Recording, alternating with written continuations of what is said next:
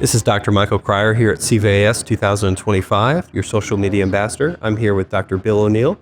Dr. O'Neill, if you don't mind me asking, with the recent evidence from danger shock, where do you see the movement of cardiogenic shock, going forward in the next 2 to 3 years? Yeah, the DANGER trial is a historic trial that took 10 years to recruit, 3 countries, Denmark, Germany, and England, and definitive results, dramatic decrease in mortality.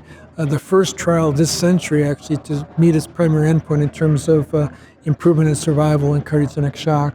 So it really is an absolute landmark, and I think it really has now validated the use of Impella for patients that are coming in with with acute myocardiogenic shock. Results are great. Lives are saved. 8 patients treated to save 1 life. So I think it's really a great trial, but it's not the end all. And I think it's sort of the end of the beginning, basically, as they say, because we now have a very proven therapy to decrease mortality, but there's a lot of complications. Vascular injury is a problem, renal dysfunction, which we really didn't realize is as much of a problem, and sepsis.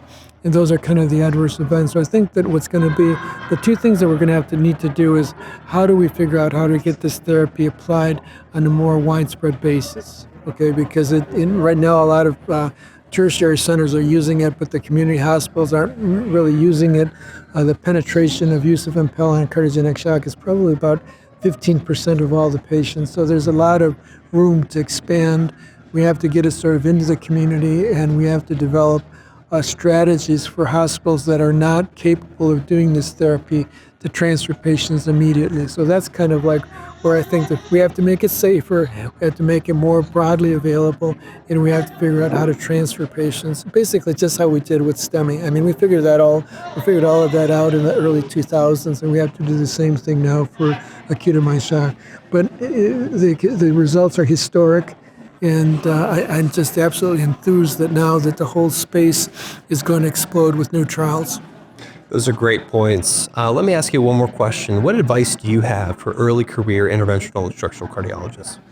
Yeah, it's a great question. I think that what I would suggest doing is if you're still in your training, kind of find out what's hot, what's available in your institution, and really try to grab one space and go very deep and very narrow so that you can kind of get very used to that one particular area. And I'm just incredibly enthused about where we're going to be going. The market is huge. All of the places right now, the structural doctors that are currently in practice are overwhelmed. So I think there is a big market opportunity for the young folks. But I think the main thing is kind of follow your passion and try to go for an area that is really new and hot. When I was a fellow, we started doing intracoronary streptokinase for treating heart attack.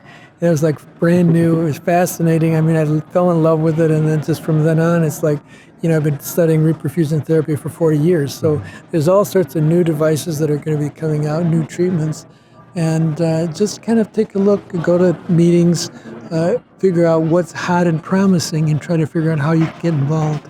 Yeah, great point. Thank you, Dr. O'Neill. Thank you.